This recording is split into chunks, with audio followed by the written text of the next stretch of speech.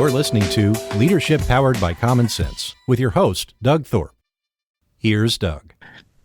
Hello again, everyone. This is Doug Thorpe, and this is Leadership Powered by Common Sense. We're a show that tries to take any and all things that you as a business manager and leader may have to encounter and break it down into some bite-sized chunks that are easy to understand and hopefully helpful to your journey. My guest today is a gentleman who is quite accomplished in the sales arena. He's got a lot to share with us about building brands and leading sales teams, and I'm going to let him give us a little bit of his backstory to get us started. But first, let me introduce John Golden. John, welcome to the show. Yeah, listen, thanks, Doug. Thank you for having me. And just give you a brief background of myself. I'm originally Irish. I joined this startup company in Dublin in the 90s that opened up in Silicon Valley during the dot-com. So in the mid to late 90s, in the mid 90s, I started traveling across to Silicon Valley and eventually transferred over and begun working at company CBT Systems out in Silicon Valley during the dot-com boom. So that was a really interesting introduction to living in the States, because it was definitely not living in America as a whole. It was living in Silicon Valley, which was its own entity in itself, San Francisco in those days. So it was a very interesting introduction because I watched this boom happen and all this excitement, and then the crash came. And it was funny. The first lesson I learned was during the boom, everybody was saying, "Oh, the old business rules, they don't count anymore. This is the new world. It's a new blah, blah, blah." And of course, it turned out that they were right about some things, but they were wrong about others. And some of those business fundamentals, of course, endure. And I think we've seen a repeat of that on a few occasions since, where people try to defy the basic rules of business, and that's if you don't generate a profit, you run out of money. Yeah, and often run out of other people's money. For sure. And from there, I worked at the New Horizons Computer Learning Centers at the franchise. It's a global franchise network. Then I was helped a K-12 startup over in Pennsylvania, where I set up the sales and marketing from scratch. In fact, I was the sales and marketing department for a while, and then I was lucky enough to eventually become CEO of Huthwaite, which was Spin Selling, which was Neil Rackham's famous business book, the only empirical research ever done on sales. And Spin Selling today, still the number one best-selling business book on sales, that's for sure. And so I ran that company and another company. For the parent company owned a lot of businesses. So I was CEO of two companies, and eventually those both performance improvement companies, one a sales consultancy, another one gave credit training for banks, and eventually helped the parent company, help them sell those to private equity group. And then I went out on my own and set up my own business consulting practice. And one of my first customers was Nicholas Kimla from Pipeline CRM, and he had just moved here from Austria, set up the business, and wanted to expand it in the US. So eventually he asked me to drop my solo business, come on board as his partner and help him. And that's what we've been doing ever since. And I've been very fortunate to be able to build the Pipeliner CRM brand here, build our market presence, also launched the Sales Pop podcast, which is quite popular as well. So yeah, so that's kind of my story. That's how I got to where I am today. Fascinating, good stuff. Well, clearly, as you said, coming into that Silicon Valley experience, much has been written and much has been said. I'm thinking most recently, I had the former chairman of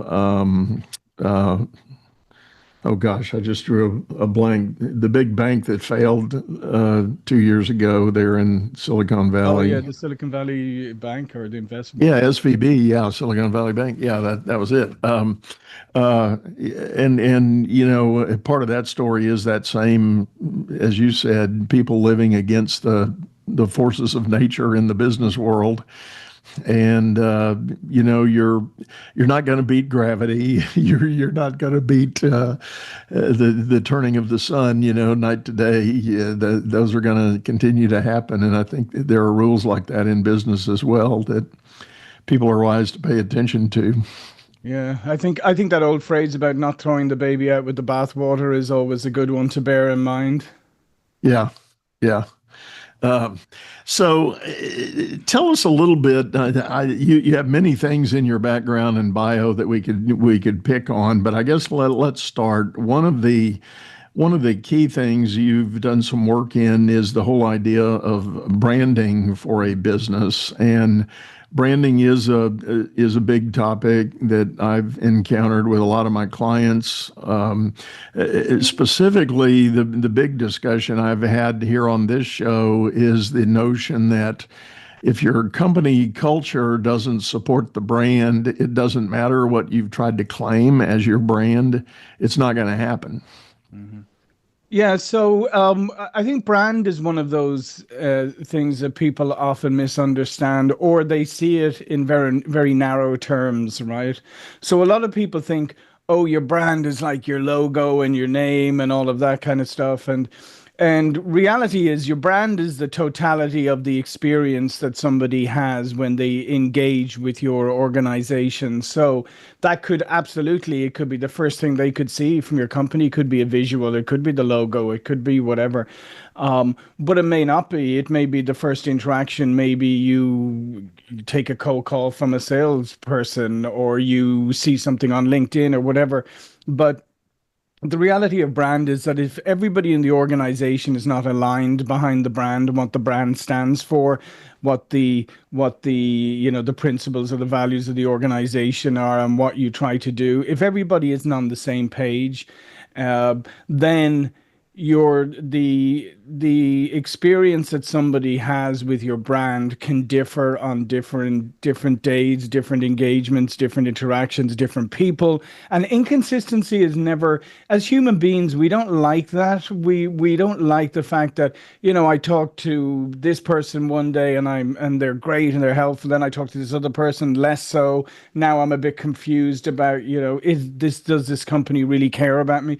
So I think you have to start off, Doug. You have to start off looking at your brand is every touch point, every engagement that you have with a prospect or a customer, and it has to be lived out internally by everybody in the organization. So they all need to be aligned around it. So brand can't be this esoteric thing or that kind of thing that belongs over in marketing. They have that silly book over there with their logo guidelines. Yeah, they look after brand. No, we all own the brand, and we're all responsible for the brand, because brand is a living, breathing thing, and you can put, and I see companies all the time. I mean, many companies have you seen, Doug, where they have on their website, we're customer centric, or we love our customers, and we put our customers first. And then you call them up on, for a support call, and you quickly discover that they put customers last, right? And it's just that you have to live whatever bumper sticker you put on your website. You have to live it. It has to be actualized when somebody engages with your organization. So that's what I would say, Doug, is that people need to understand brand is a big area, and it touches everything. It's basically any interaction, any engagement anybody has with your organization that is either reinforcing or undermining your brand. Right. As I like to describe it to my clients, when we think about how to build the culture that supports a brand, culture is really nothing more than working on how you're going to do what you do. And that's how you're going to deal with your customers, how you're going to deal with each other, how upper management leadership is going to deal with the rank and file employee, and vice versa. And if you don't get that how consistent and correct to support whatever brand vision you might have, I'm thinking of a day when I was guilty of this. My wife and I started a business many years ago, And as she and I were visioning the company and what we wanted to do, we came up with the phrase, we wanted it to be a kinder, gentler place to work. Well, okay, well, that's a good how, Yep. but next thing I did, I hired a frontline supervisor person that I had had experience with before, and I thought she could be a good fit for what we were doing. But I caught her really being mean to some people, just simply being mean.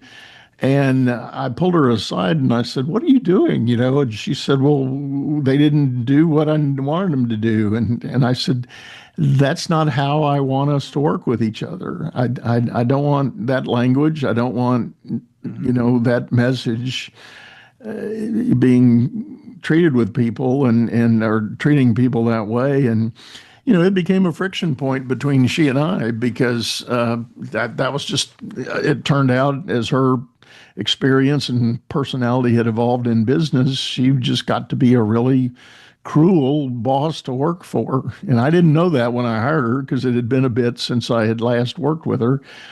And I was very disappointed. And to say the least, I had to ultimately get rid of her to work on the goal I had of being a kinder, gentler place to work. And I think that's the important point that you raised there, Doug, is that whatever your work philosophy, whatever your vision is, whatever the principles or the values of your organization are, you have to you have to make sure that they're lived out by everybody. Like I said, you're better off having one or two and just making sure that they're lived out than having a bunch that aren't. But also, it's one of the things that when you're hiring, then it becomes a big issue because you're not just hiring for the job to perform, to be able to perform the job. You're also hiring for the cultural fit. Can they can they live out this? And sometimes, um, people are on their best behavior during interviews, so sometimes you don't catch it. So you have to go down, dig down a little deeper. And then I think the other thing is when it turns out that that it isn't the right fit or whatever, even if you have hired them. I think it was Peter Drucker said that one of the biggest mistakes that executives make is not letting go somebody quick enough when they've made a hiring mistake, Right. because we tend to go, oh, I put all this time and effort in, or maybe I'm a little bit associated with this hire. If it doesn't work out, I always say, listen, hiring is one of the toughest things in the world to do. And it doesn't matter how good your system is, you will end up hiring people that you shouldn't have hired. It just happens to us. And in fact, I would say that largely, probably the amount of fantastic people you've hired is a fraction of the amount of people you've hired over the years, Oh, yeah. because it is such a difficult thing to do. It's I, just I, you just I, need to rectify it quickly. I totally agree with that. There was another chapter in my business background. I was recruited to work with a company and build a business line for them. And the CEO of that company, he and I were talking one day as we had begun the work to build this new division. And we were talking about hiring, and I said something to the effect, yeah, I feel pretty good about my process for hiring people. He shook his head and he goes, "No, hiring's a crapshoot." He Yeah. said, "You don't know what you're going to get. It's kind of like the Forrest Gump box of chocolates thing." And I said, "No, Yeah. no, no. There are things you can do." And we discovered that became our friendly debate that we Yeah. would it resurface many times. And I have to admit, over the years, I turned his direction Yeah, after. yeah, no, I would agree. I've seen over the years, Doug, I've seen the most sophisticated hiring processes. I've seen the best assessment. I've seen hiring processes where you're like, did you even know you were interviewing somebody today? The other end of the spectrum, and at the end of the day, the success rate is pretty much the same. Yeah, yeah.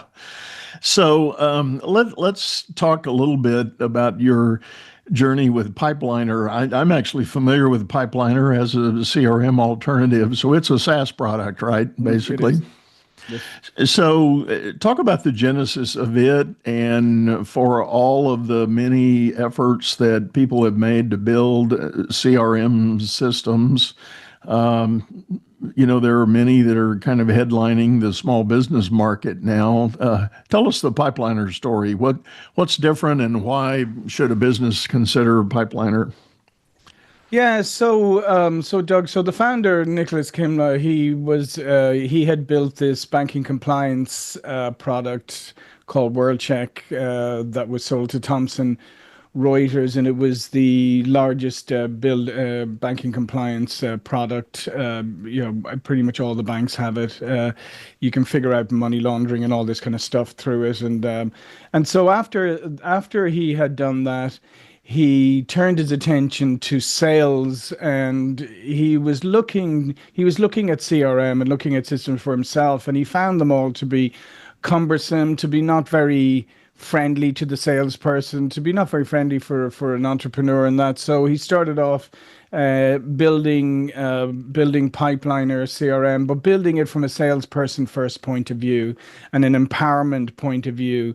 And so when I came on as well, that's what we really wanted to build upon. It's a system built for salespeople that actually brings value to salespeople. So it's visual, it's easy to learn. It has built in, nowadays we have a lot of AI in there to help the salesperson. Everything is there to elevate the conversation, to allow the salesperson to be the most informed as they can possibly be, therefore able to engage in a much more intelligent fashion with their prospects and customers, and allow them to work on the part of sales that they actually signed up to do, which is be creative, build the relationships, all of that. A lot of the other work that CRM has forced on people in the past has had nothing to do with their core job. It's been more to, we need you to do this, this, and this because I, as Mr. Executive, want to get my reports out of the system. And my reports are never accurate because basically the people who are putting in the data are doing it under duress, as opposed to engaging in the system because they want to. And that was our goal, was to drive adoption first by having the salespeople actually work in the system because it's valuable to them, because it's helping them. Then the management and the executives get all the information that they want, and they get accurate information. And then secondly, we also looked at, we see salespeople themselves as entrepreneurs. Like, so even if they're in a 1,000-person sales team, they are the entrepreneurs in that organization. We call them salespreneurs because no other role in an organization has variable comp in the way that sales does, right? I mean, no, not bagging on the people in accounting, but the person in accounting goes in, does their job, does a great job, gets paid, go home, has predictable income. Salesperson could be on full commission. They could be on, half their comp on commission. They don't know. Their income is unpredictable, right? So therefore, they have to be more entrepreneurial. They have to be more creative. There's a lot more often at stake there. So we wanted to support that. So we give them all the tools. So we don't just give management a bunch of tools. We give salespeople all the tools management has so that they can manage their own book of business and operate in a more creative and entrepreneurial fashion.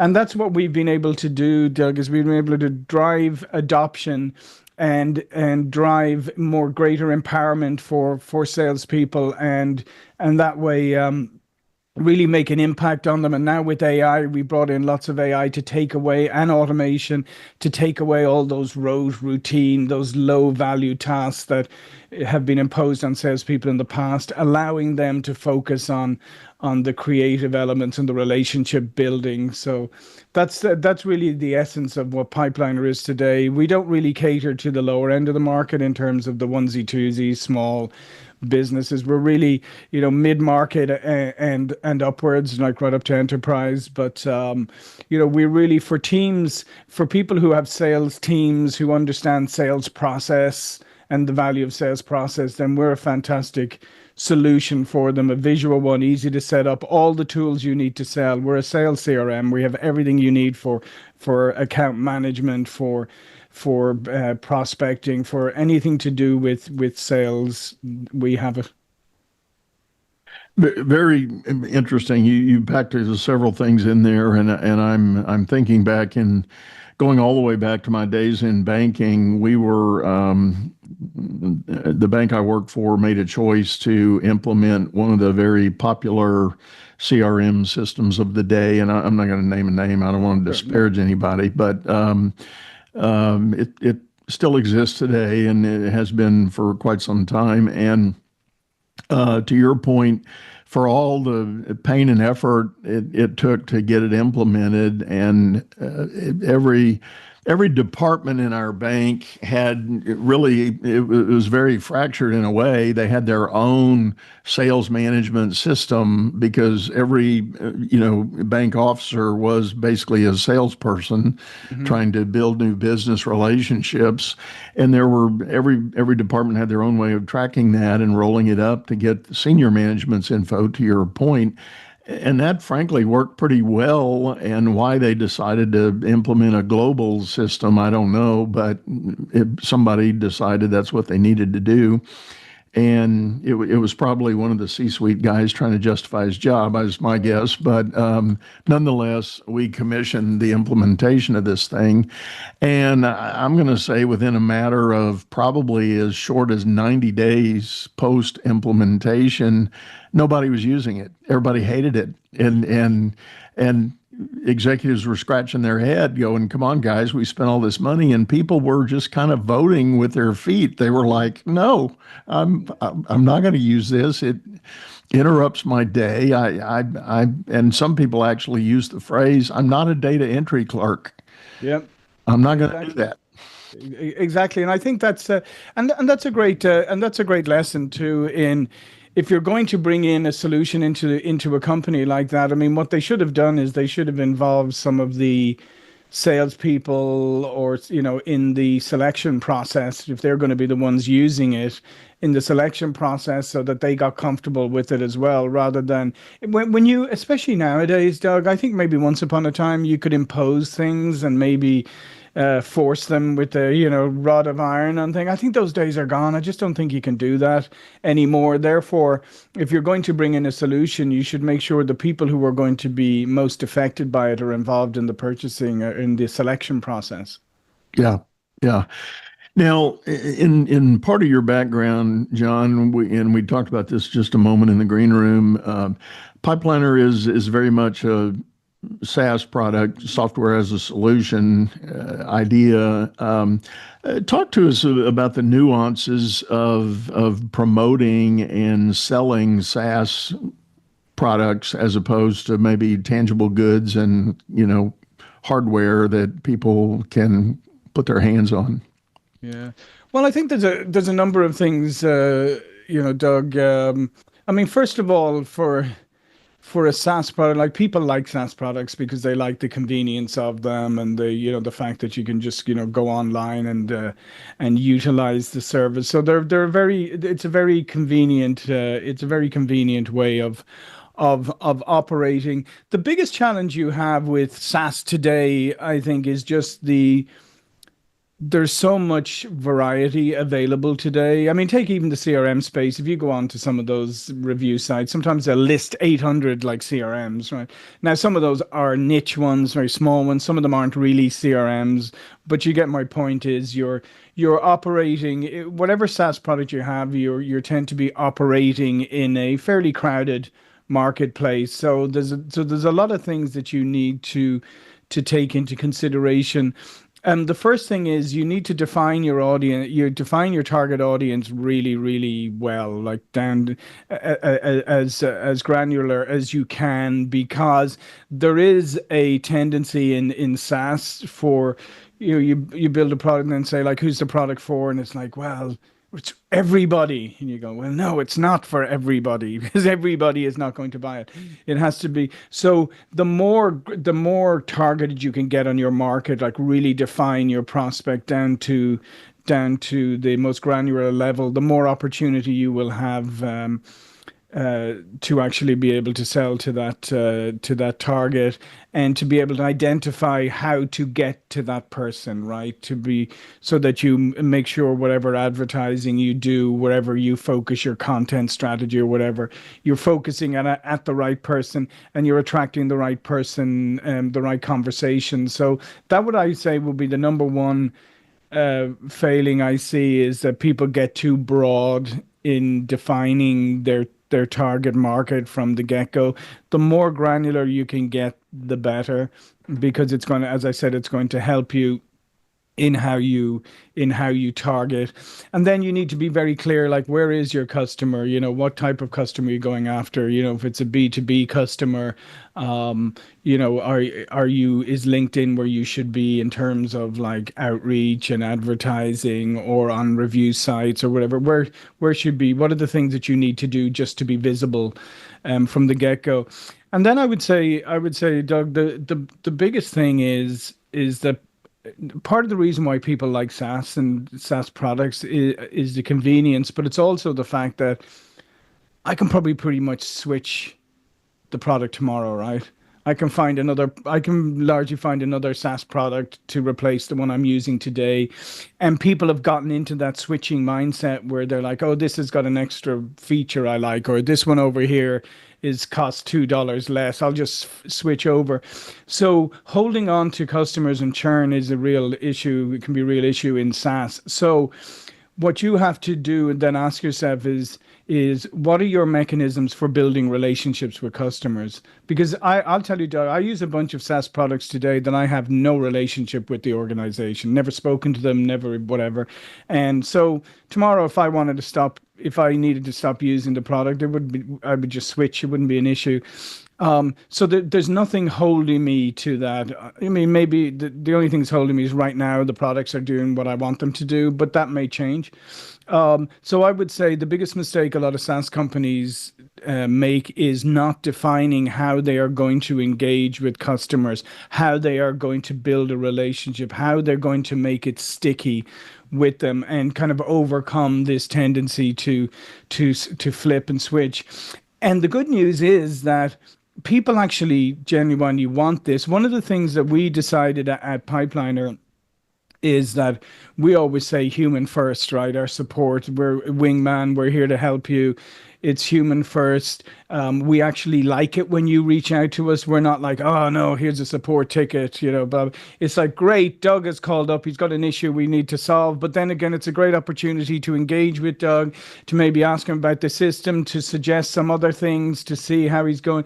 And so that's our approach. And that's what comes back all the time in our feedback. People say, working with us from the salesperson through to customer service, like we're very engaged, we're very helpful. We want them to succeed. We're very friendly.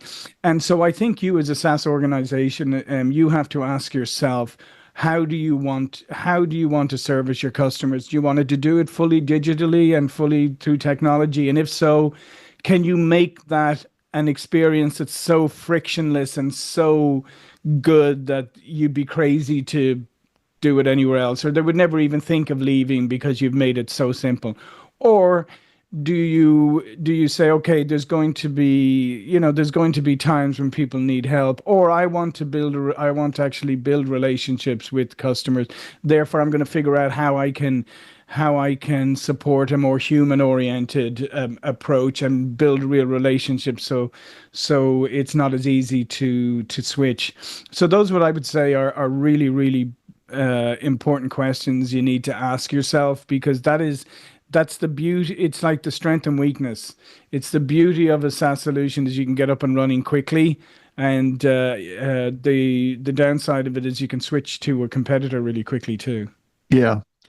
Yeah. I'm thinking as you're describing that, just to kind of level set, if you think about it, just about every one of the apps you download and put on your phone is technically a SaaS solution. Mm-hmm, yeah. And as you were describing all that, the customer interface, I've had one I used for a long time and ran into some difficulty with it. So I started down the journey of calling their support line. And I thought, this is probably not going to go well. I mean, this is just a phone app, you know, Yeah, and yeah. I pay an annual fee for it, which is not much. But my expectation was not much for calling the support team. But I was pleasantly surprised. Their quick answer was, "Hey, if you can get to a computer, why don't you hop on your desktop and let me give you a link and let's connect and let's talk through the issue." And so we started this, full Hmm. fledged dialogue about the issue I had and what was going on. And they were very patient and let me walk through and describe what I was facing and what I needed. And they gave me some great answers and great care and turnaround. And so, now I'm thinking, well, I've used this thing for several years and I've never had to call support, but now I know that I can count on them if I need Yeah, to. So yeah, I'm yeah. not, I'm So I not going to mean, be inclined to drop that app. I'm not. I'm not going to. and you were pleasantly surprised. And I think that's the thing nowadays is it's unfortunate, Doug. Here's the way the world has developed is that you can pleasantly surprise people by just being friendly, by being polite, by actually having somebody answer the phone when people call. All of those things that we used to take for granted now are things that actually delight people. Yeah, yeah. I'm also thinking of the flip side of that coin. Probably many listeners have had the experience I'm getting ready to describe. Our friends at LinkedIn have no customer support anymore. If you run into a challenge, my wife's profile got hacked, and we began the journey about a year ago, trying to report it, get it resolved, get it cured. There was never ever a single communication back. All of a sudden, one day, the profile was just gone. It was Hmm. taken down and eliminated, and it's unbelievable. And you can point fingers at Microsoft, who's now the parent company of Yeah. LinkedIn, but it's a sad evolution. I mean, that's a platform I fell in love with many, many years ago. I was one of the early adopters of it and have used it for many great things, but you inevitably will run into something you need some help Yeah. fixing or adjusting or correcting. And when you can't get any support at all, it's questionable. Yeah, no, no, that is, and I mean that's an incredible situation to be in when people's profiles are so important to them. But yeah, it's I guess that's when you have them and when you have a lockdown on a part of the market because let's face it, there's still no LinkedIn alternative. I guess you can get away with things that you couldn't get away with earlier or otherwise. But as I said, you are getting away with it, and so really, what are you doing? Are you really seeding people for that day when suddenly a real alternative does spring up and people go, "Oh, thank goodness there's something different," and they all run away. So it's a day, while you have monopoly, it's great, but it's a dangerous game. Yeah, for sure, for sure. Well, what would you say, John, to a mid-sized business owner that is has maybe kind of capped out their sales team and effort? What should they be thinking about to kind of jumpstart and go to the next level? Yeah, I mean, I think obviously, I mean it depends on a lot of factors, but I would say for a start, I mean, look at have you tapped out your sales like in your sales team, but have you been coaching them? Have you been coaching your salespeople? Have you been investing in your salespeople? Because if you coach and invest in your best salespeople, maybe you can get another couple of percentage points out of each of them, which could translate into a significant amount of money. So I would ask yourself, like, have you stagnated, or do you continue to invest in your sales team? Do you coach them? Do you invest in training with them? Have you given them the best tools? So first off, that is make sure that you have really tapped out and you don't have actually extra capacity. Just you've become a little complacent or whatever. Second thing, I would also look at your go to market approach and ask yourself, are you has anything changed with your buyer? Because as we know, buyer behavior changes rapidly and it's changing all the time now. And even with AI now, it's changing even more. So have you looked at your sales process? Have you looked at how your customers buy? Have you seen any changes in there? Is there anything you need to adapt in order to serve them better? So that's another one. I would also say, like, have you mined your current customers for referrals? It's another thing that you'd be surprised how people overlook. Most companies, their referral strategy consists of, have we asked for referrals lately? No. Okay, go ask your customer for referrals. And people go, hey, Doug, do you know anybody else who'd want our product? And you go, not off the top of my head, but I'll get back to you. And that's the end of the referral process, as opposed to it being an ongoing thing that's in your arsenal. About, you should be asking, straight after onboarding. Should also be making it easy. You should be saying, here's the profile of person we're looking for that help. If you come across any of these people, let us know. Check in on recently. So I would say go revisit that, and then I would look at your customer engagements over the last couple of years. Are there any adjacent services or products or things that you have been doing that maybe it's time for those to become a more, maybe a fully fledged product or service that you offer? So maybe look at, maybe there are things you've been doing that now you've been doing enough of them and it looks like it's the right time to maybe, bring that extra offering to the table. And then just on your brand, I would again go back and revisit and say, are you happy with your brand? Does it say the right things about you? Does it communicate the right things? Are you getting to the right target audience? What is your lead flow and that looking like? Is there any changes there? So yeah, I would just do a lot of diagnostics, Doug, and there are just different things you can do from getting more out of your salespeople to maybe pushing a different product or service that has been growing in a little bit of popularity. Looking at your go-to-market, make sure it still hits the mark. Looking at how your buyers buy, and are the buyers evolving? Are the buyers changing? And then I would look at your brand and make sure, is your brand still communicating what you want it to? And how does it compare in the marketplace? Right.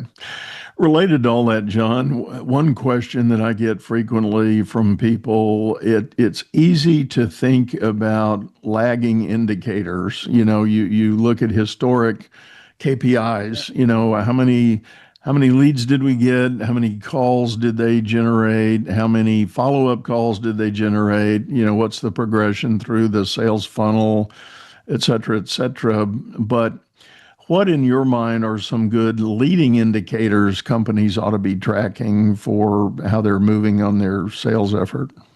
Yeah, I mean, I think one of the best leading indicators of success is adherence to sales process. How well are people adhering to the sales process? Like, so are they qualifying properly?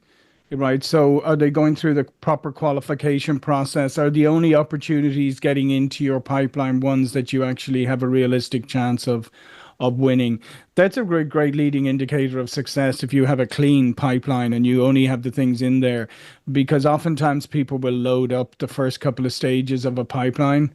I always call it the feel good funnel, because you may not be selling anything right now, but you feel good because there's a load of stuff at the early stages, and you just think, just wait, Doug, wait for another month, and yeah, we're going to be great. And I see you in another month, and you go, oh, John, how did all those opportunities? They didn't really work out, but I've got a bunch more, so another month, it's going to be great. So you're always loading up all this garbage at the beginning to make yourself feel good. So I would say the first leading indicator is making sure that your pipeline is really clean and the only things that get into it are those highly qualified, properly qualified opportunities.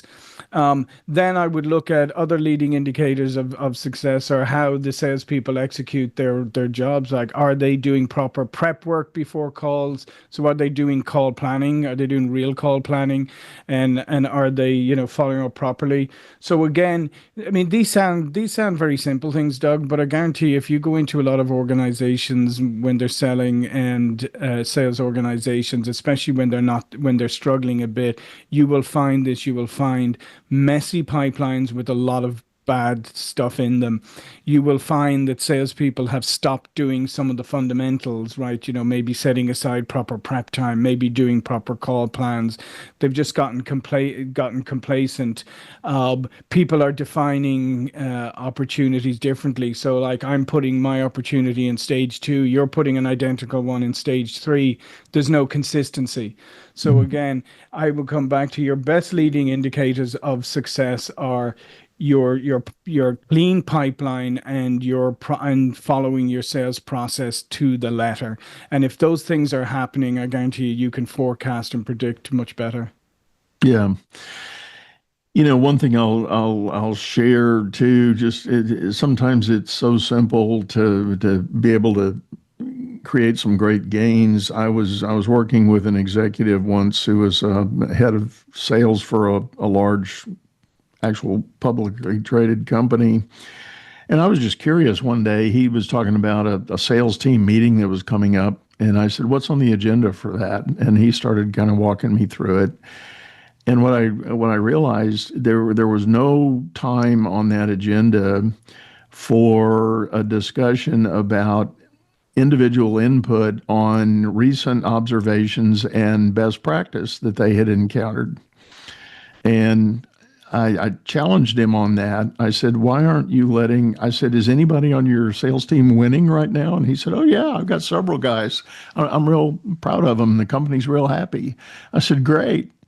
So what are they doing to influence the guys that aren't performing so well? Is there any exchange? Is there any dialogue of that sort? And he thought a minute and he goes, damn, that's a great idea. he said, right. I think we're going to change the agenda. I think we're going to have some of that at the meeting. And to me, that was one of those blinding flashes of the obvious. And here's a guy that's been at it for literally decades and been accomplished in it. And so they had the meeting and we were meeting again. And I said, so how'd that go? He said, man, it was amazing. He said, we have a whole new playbook now. Yeah. And that's it. And that's why I think, Doug, you touched on a good thing there, though, is you see people often think playbooks, sales process, all of that. They think it's great. Oh, we have them. We've got them done now. We don't have to worry about that. No, you have to be revisiting it all the time because stuff is changing. Your playbook is going to be out of date. Your sales process is going to need tweaking. Constantly revisiting those are a great way of securing future success, but sometimes people just let them go too long and then it's too late, Right, exactly. And that's what he and I talked about. I said, well, yeah, now you have a current one based on what you know in the market, but put a timestamp on it and be sure you revisit it again at some sooner rather than later. Depending on what other changes do happen in your marketplace. So I love that word of advice, constant evergreen change to keep up with the way the buyer behaviors that are going on. The only constant is change, as we know. Yeah, very good. Well, John, thank you so much for sharing this and sitting in. Tell people the best way to get a hold of you if they're interested in learning more. Pipelinersales.com if you want to take a free trial of Pipeliner CRM, no obligation, no credit card required. If you want to reach out to me, LinkedIn is probably the best place, or the Sales Pop podcast. Very good. Well, folks, as always, we'll have those links in the show notes and you can reach out and contact John. But one last time, John, thank you very much, man. No, thank you, Doug. Well, folks, I do want to remind you we have a video version of this show over on YouTube, channel by the same name, Leadership Powered by Common Sense. Hop over there, give us a comment, let us know if you've got an idea or a recommendation for a guest for future episodes. We'll be happy to entertain that and look forward to hearing from you. I think with that, we're pretty well wrapped up. We're going to say goodbye. Go out there, make it a great day. You've been listening to Leadership Powered by Common Sense, hosted by Doug Thorpe. If you would like to know more about the coaching and advisory services he provides, visit dougthorpe.com.